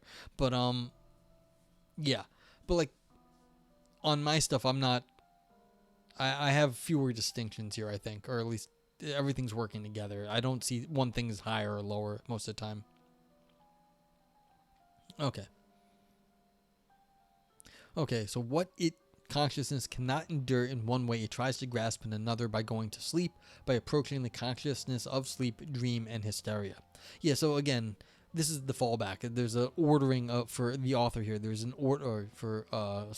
there's an ordering of rationality where the conscious thought is at the top, and then the emotions are a fallback, a degradation of the rational that you can fall back to when the rational thought ceases to get you what you want. This in perhaps criminally brief outline is Sartre's purposive account of emotion, whereby we try to alter a recalcitrant, deterministic world with magic. However, toward the end of the outline, Sartre proposed that there are two forms of emotion according to whether it is we who constitute magic of the world to replace a determinist activity which cannot be realized, or whether it is the world itself which abruptly reveals itself as being magical. Valpo says, you're with me, yay! You don't want to pick between rationality versus emotion. Yeah, I definitely don't want to do that. See, this, because I really dislike the, because people misuse concepts of rationality all the time. And so people think they're being clever when they're not. And I wouldn't want to say, like, someone who's, very good with their emotions, they may not be doing what is, quote unquote called rational of the day, but they may be right. Yeah, you need the right emotions. That seems correct, Valpo. I mean, you have to understand what you're doing. You have to have the right sort of reactions. That's what you train for. Okay, in the first sort, we seek to magically alter a frustrating world. In the second, the world already appears magical. The second sort do not seem purposive, whereas the first clearly are. Scholars disagree about the coherence of Sartre's view, because how can we both seek to alter the world by magic and encounter a magical, non-deterministic world? Yeah, I mean, the magical, non-deterministic world is, I don't know if it's non-deterministic. But, like, you can go Heidegger on this and say, look, the way the world is like you've got this being and it acts on these things are happening. And it's not, like, determined by how we think about it rationally. It's how the world is out there. That's how the world is. It's not us getting emotional about it. It's that this is what we're picking up on, that is how the world is. We're thrown into this sort of complicated thing in the world. Aristotle says Aristotle thinks that reason is the most important faculty, but yet, as opposed to Kant, if you don't feel anger at injustice or if you don't have sympathy or good feelings, you are not living the best human life. Yeah, never go full Heidegger. Yeah, don't go full Heidegger. But I mean, the metaphysics is still fascinating. Okay, In one, the magic comes from us. In the other, it is already there. That's out in the world. Irrespective of the question of internal coherence, I want to focus on Sartre's intriguing idea that with certain kinds of emotion, the world can appear magical that is not functioning in the usual deterministic way. And again, like, I don't see the world as deterministic. So again, this is an interesting, like, if you are in this world that you think is deterministic, that's one thing. But then if it appears magical, why? And so this is the question, I guess, that has gripped this author. Why, when we get emotional, has the world changed in a magical way? Okay. How can the world appear magical? Sartre asks us to imagine suddenly seeing a menacing, grinning face flattened against the window pane. We would likely be filled with horror, terror, or panic. In horror, we suddenly perceive the upsetting of the deterministic barriers. The superstructures laboriously built by reason cave in, and the world is revealed as not working in the deterministic way to which we are accustomed. Indeed, Sartre even posits insightfully that the horrible is not possible in the deterministic world of instruments. Valpo says, yeah, that's true. Have you looked at the Chris McDaniel analytic Heidegger stuff? I only know a little, but it's cools. I have looked at some Chris McDaniel stuff, not in a very long time. I think either Philosophy Roulette 1 or 2 was reading Chris McDaniel. I've heard Chris McDaniel speak a long time ago in person. I still remember that because I tripped him up really good. I asked a question and he was not able to answer it. I don't remember exactly what it was, but I asked a question. He was just like, well, what about this? I was like, no, not that. And he was like, oh, and then he just, like, some of his stuff fell apart. But, oh, yeah, I think that's exactly what's happening here. The instruments, yeah. Broken tool stuff, Valpo, that's exactly where I thought the author was going with this. A little Heideggerian tinged Sartre, and we'll see about that. And of course, the contemporary Heideggerians in the continental sense, they all love, horror stories. Like, they apparently, I was listening to one of them, what was that guy's name? The guy who does like object-oriented philosophy ones. Apparently, they all love your like cosmic horror stuff, and that's I think where we're going. Okay, so the horrible is not possible in the deterministic world of instruments. So Vapo says, like, when you're using a hammer, you don't really notice, but when your hammer breaks, you can't keep going with your project. Yeah, that's the classic example. That, like, if you're sitting in a chair, you forget, like, about the chair and all the things have to work, but as soon as the chair breaks, you're like, you fall over. Like, or if, like, the floor breaks from underneath you, you don't think about the floor, that I'm on the second floor of this building right here, and, like, I could fall through to the ground floor. So it's like these things, you just sort of, they fade out into the background, they recede. Graham Harmon, thank you, Aristotle. Yeah. So, okay. And so I think that's where we're going with this. Alright, so author says, why not? I can function intelligently in a deterministic world because I know how it works. Fear makes sense in such a context because I can take reasonable steps and hope to escape whatever threatens by relying on the regularity of that world. Compare fear in a deterministic world with what militant terrorists seek to induce, namely terror. They do not target specific categories of people such as government officials or the police because citizens could then take rational steps to save themselves by avoiding those people. They could act out of fear and thus hope to avoid getting killed. Terrorists do not operate like that. They target ordinary people going about their ordinary lives. They cannot predict who will be targeted, and so they cannot act rationally to protect themselves. Ordinary citizens are hopeless. This is now terror. It is the upsetting of the deterministic barriers that would otherwise obtain that allow me to function rationally. The terrorist creates an irrational world where citizens are helpless. I was just watching Mad Max, where Mad Max, of course, is they do wear Cthulhu shirts. That's the sort of thing. Like where the society's falling down, and like there's these crazy biker gangs, and they just terrorize the people, and and basically Mad Max, Mel Gibson, he's like, he goes from a nice family man, he loses his family and just he turns into like the road warrior. After that, he stops being the society man. Yeah, I was gonna make a comment along those lines that they're not using deterministic very carefully here. They just are saying predictability, and they want something stronger than just mere predictability. They want to make it sound fancy, and it ain't. It's just they're saying what is regular.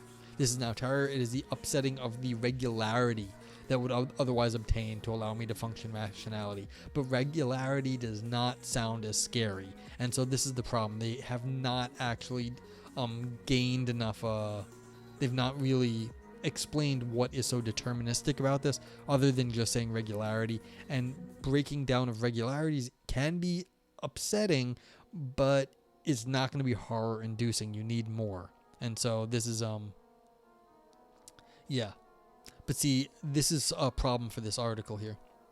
Oh, and thank you so much for being here. Appreciate it. You said you're off to go watch something and sleep. Brain is going bye-bye with meds. Yeah, and I wish you the best with your the tooth stuff. So hopefully that'll be better, and hopefully your pain will go away now that you got the tooth treated. So thank you for being here, and yeah, everyone, if you have not followed Anne, you should go be following Anne. And go give Anne a follow if you have not yet.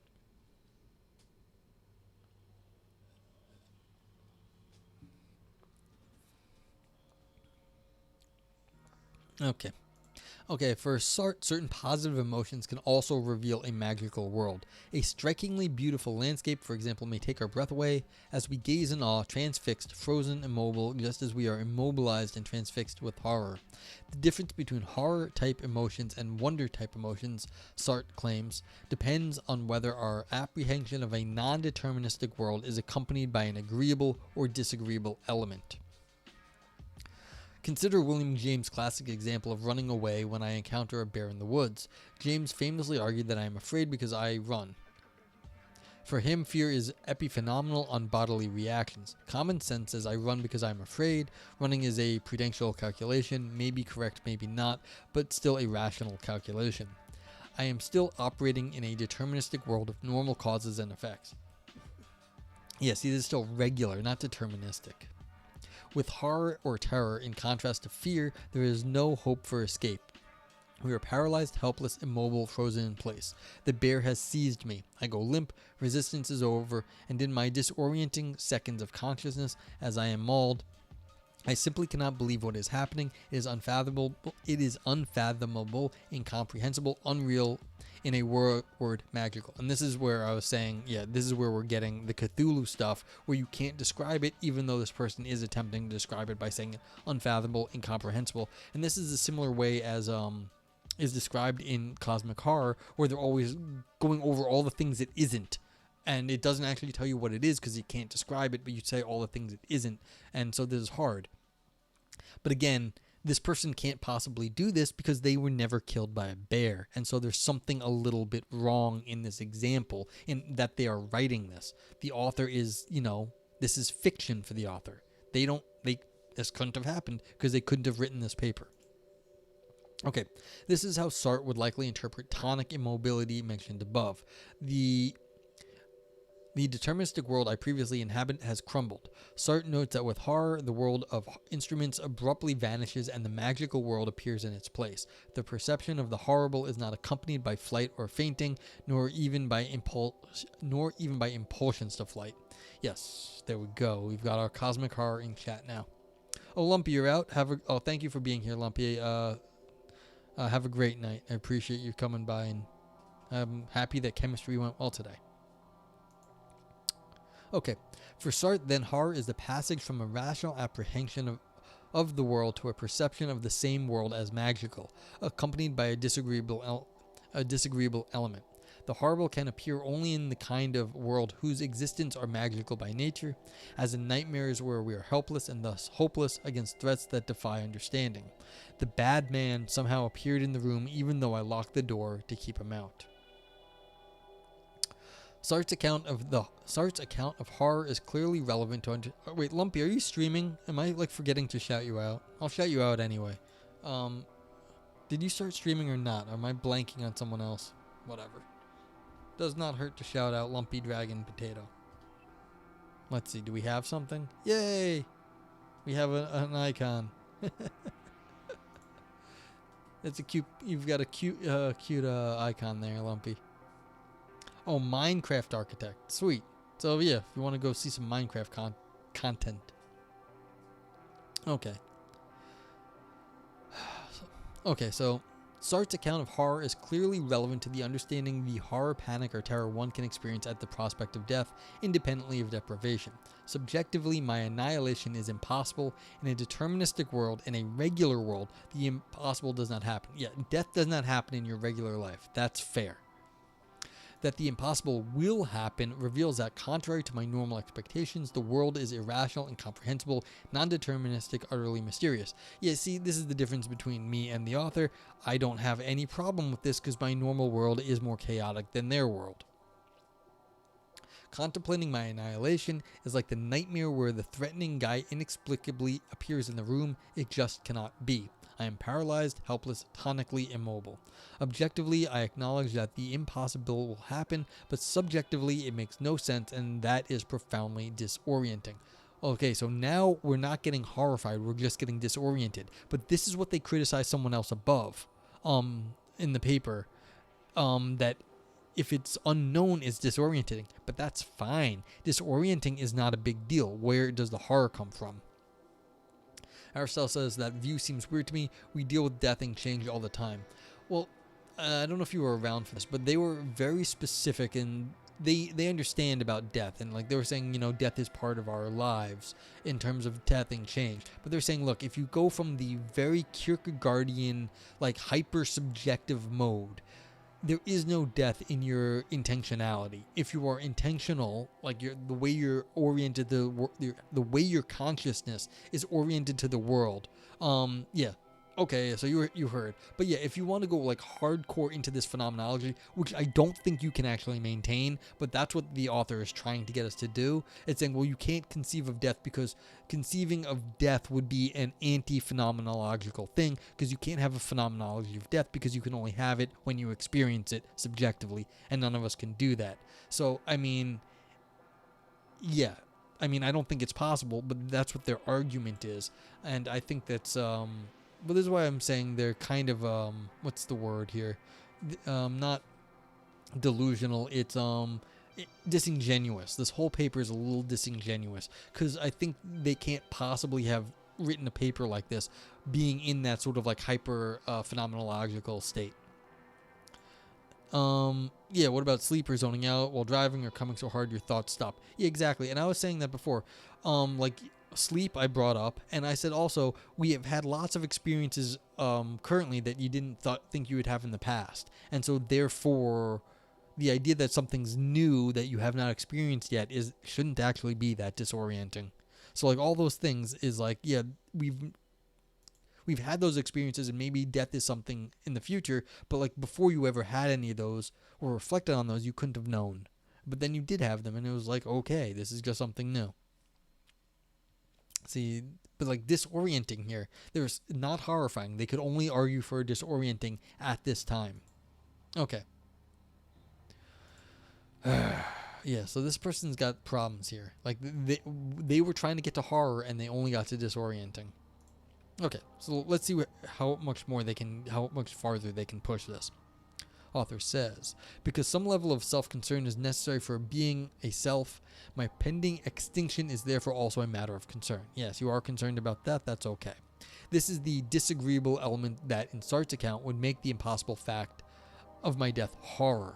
After all, my coming into existence is also an impossible fact, but that is an occasion for wonder, awe, or astonishment, not terror or horror. I have no idea why they'd claim this, but that's fine. Some people, depending on how you feel about life, think it is the idea of coming into this world is a terror or horror.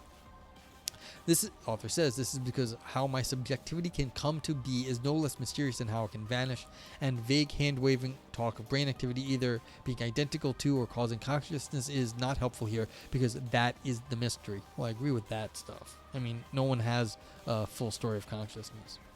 So both my coming to be and the end of my subjectivity are impossible facts that reveal themselves as part of a magical Sartrean non-deterministic world, but only my end has the disagreeable element that makes confronting it the emotional horror.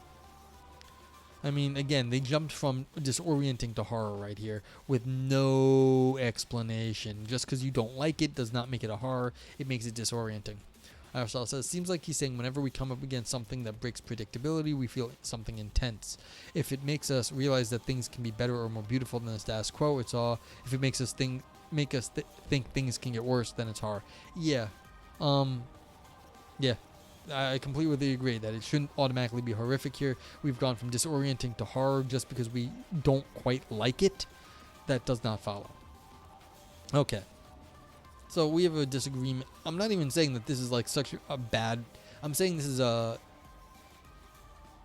I'm saying it doesn't follow. I'm not saying people don't reason this way. I'm saying people probably do reason this way, and Sartre might agree with this analysis, but like this is not it's like that's fine, but like it's not. This is not convincing me of anything. That's all. Okay, but is it rational? The author understands how death can deprive and would therefore be bad, because deprivations are necessarily bad. If that is why I fear it, then my fear is reasonable, but reasonableness varying according to the deprivation. So Aristotle agrees. He's explaining one type of the fear of death, and that's okay. But like again, like the differences between me and the author mean that like this is not. Well, I'm not afraid of death, but I can understand why the author and people like the author might fear it this way. But it's not like some grand point in my world. It's not convincing me of like. It's like, okay, you've outlined why someone might be afraid. Yeah. So of course, if you're afraid of missing out of stuff too, that's a deprivation, and that's fine. A big deprivation justifies a big fear. Yes. But a deprivation-based fear of death is the sort of fear that can attend any deprivation. Horror, terror, and the like are not different from fear, are different from fear, and so those emotions in the face of death are not explained by deprivation. I have argued that Sartre's theory of emotion, when applied to the sui generis nature of one's own death, can explain the origin of those emotions. But is horror or terror at the prospect of death reasonable? Sartre's phenomenological account explains the origin but not the rationality of those emotions. Aristotle says if you go the subjective route, it only applies to the people who experience the world like you. That's okay. It's just not as impactful. Yeah, that's I think well, I agree with that, but here's the thing. The criticisms I have of the author of being disingenuous in this article are going to be bad then in this case, because if it is a subjective route but they're being disingenuous, then they're going to actually fall to the very Sartrean bad faith argument, that they're doing something out of bad faith here, and then I would expect they'd be doing something bad by their own lights, because if they're being disingenuous because they can't actually live in this highly subjective phenomenological state, you couldn't have written this paper in that way. It'd be very confusing to do that without like some sort of like, reflective rationality. Then like it just seems like how this paper get written, and then do they actually believe this? Now, why are you afraid? Maybe in the moment you can get horror in considering death if you are in that highly subjective state, but that even narrows down the possibility of their explanation of what's going on at that point, because it's even less of a universal thing, that in the moment of being highly subjective, then when you consider death you get horrified because it can't work at that instant. That's getting weaker and weaker. Okay. Yeah, see, contemplating annihilation might be disagreeable, but like the agoraphobic in a crowd, it could still be irrational. I have argued that my coming into and going out of existence are both impossible facts, but without deprivation there does not appear to be an evaluative difference between past and future non-existence as such. One is past, the other is future. The future will not contain me, but neither did the past. That is the only difference between the two periods of non-existence if I focus on my non-existence, stipulating that there is no deprivation in either case. My future non-existence will be an extinction, unlike my past non-existence. But unless my extinction in some way deprives and is therefore bad, it is hard to see why that is rationally problematic. To say that my extinction will be bad because I will not be able to experience or act is to revert to a deprivation explanation for why it is bad. Thus we have Lucretius' enduring symmetric argument. Nobody is horrified at their pre-vital non-existence, so they should not be horrified by their future non-existence. Shorn of deprivation, there is no evaluative asymmetry to distinguish between the two periods of non-existence as such. This has nothing to do with the reasonableness of fearing death if it will deprive. Indeed, because a deprivation-based fear of death is reasonable and one ought to be reasonable, then as a matter of practicality, practical rationality, one ought to fear or at least have a negative attitude about death. I just want to also note something here. I fucking hate the use of the word reasonable. I usually try to avoid it because no one actually has any good definition of this, and so it's a weasel word in my world. And weasel words in philosophy, for those of you who aren't professional philosophers, are this is what kind of like hand waving. These words are things that people use when they don't have a good explanation, and reasonable is one of these things. And so whenever I say reasonable, I'm using it as a shorthand for something else that I can specifically define, but this person here is not, I don't think, defined anything that would count as reasonable. Okay. People rarely need encouragement to do as they ought here, but this is in sharp contrast with Epicurus, who holds that we ought not to fear death. Furthermore, as Nagel and others have argued, pre-vital non-existence cannot deprive because earlier existence is not possible, and possibility is a condition for deprivation. So we can reasonably fear death, but not worry that Lucretius' symmetry argument will require us to also have a similar attitude about time prior to existing. This means that fear of death is reasonable, contingent upon deprivation, but horror at the prospect of death is not reasonable, as shown by the symmetry argument. That is a small victory for Lucretius and Epicurus, however, because knowing that horror at the prospect of death is unreasonable does not mean that it cannot be easily avoided any more than the agoraphobic can avoid being uncomfortable in crowds.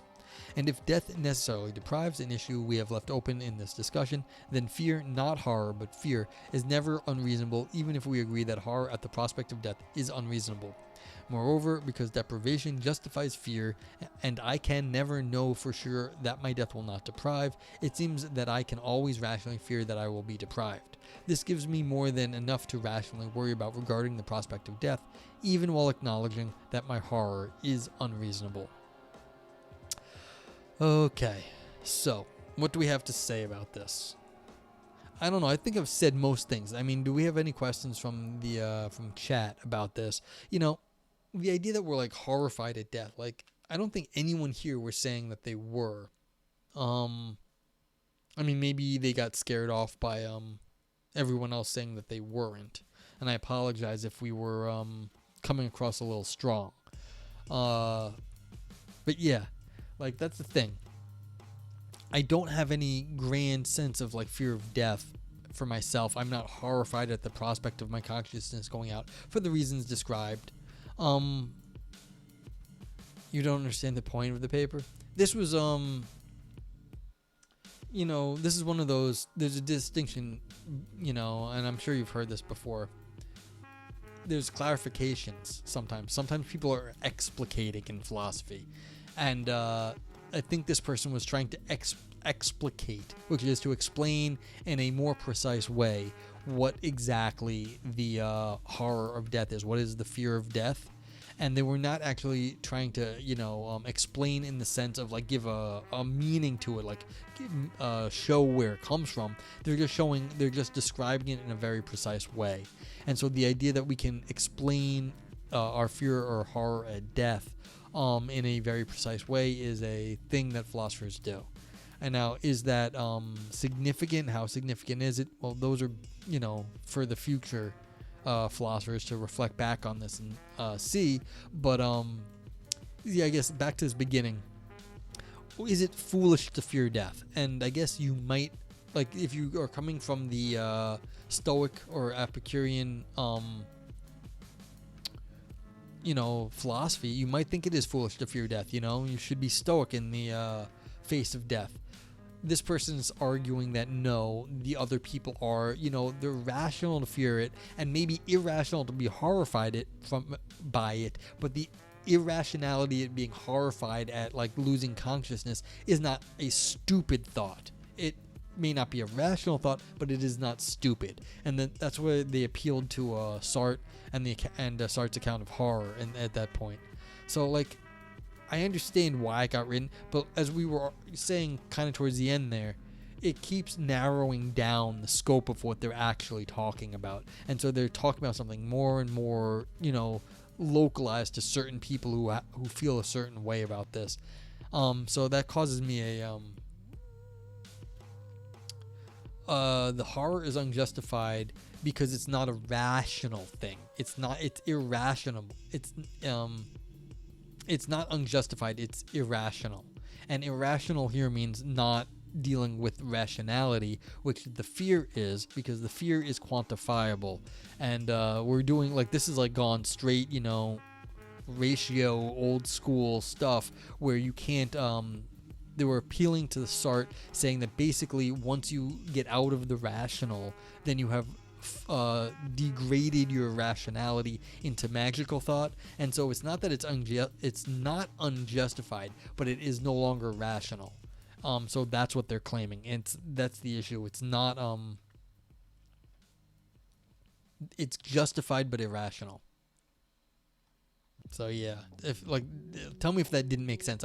Given what they said in the paper, it's like it's okay to be irrational, because that's like the best we can do when rationality breaks down. So it's still justified.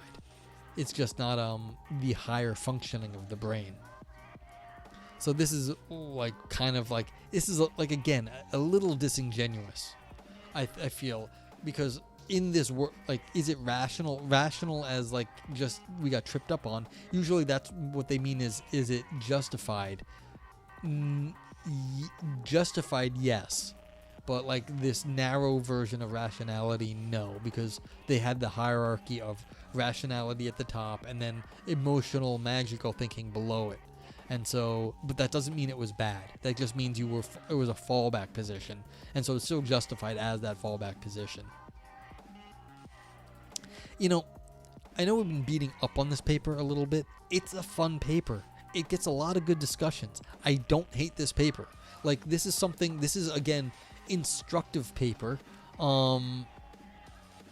I don't even instructive in, like, we had an instructive paper a few weeks ago. That paper was terrible. It was instructive in all the wrong ways. This is instructive in the sense that you can see how this author has argued for a particular position and done so in a competent way. I just have some disagreements with it, but like, yeah, sexy topic, solid engagement with the giants on death.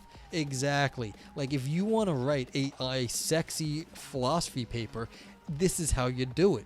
This ain't that bad. Like, this is a kind of fun thing. And so, like, this is very good because this is engaging. We had good discussions. I know people had to go to sleep. I mean, it's getting late in different parts of the world. But, like, that's, like, this is a good paper. Like, this is, you don't have to, the criticisms I'm putting on it are kind of technical. Like, yeah, we're getting narrower and narrower, but that doesn't mean people don't actually believe what this author said. And so since people do believe this, it is kind of worth talking about, and it's like non-crazy people believe this sort of thing. Well, maybe not that many. Like I said, my biggest criticism was I think they're being disingenuous about this hyper-phenomenological subjective position as causing horror, because how do we actually live in a hyper-phenomenological subjective position for long enough to be horrified? But, if you forgive them that one sort of technical problem, you get to talk about all this cool stuff. And so maybe there's another way around getting that sort of result. I don't think so. Like, I don't actually believe this because again, this is outside of my experience, these sort of things. But like I was saying also, they're not entirely wrong. When they were saying, what was it? When you have lost any hope, when you have literally lost hope, they're right. This is what happens to people. You do just sort of collapse. And like I was saying before, I had a professor that was on death row in China a long time ago. It was very bad, and that's what he said happened. He says you cease to do any of the normal human things. You just fall apart as a person, and it took him a while to get back out once he was taken off death row for, again, ridiculous reasons. So it is a thing. All right, any final comments? I don't think I have anything more to add at this point. My voice is starting to go. It can probably stream for a bit longer.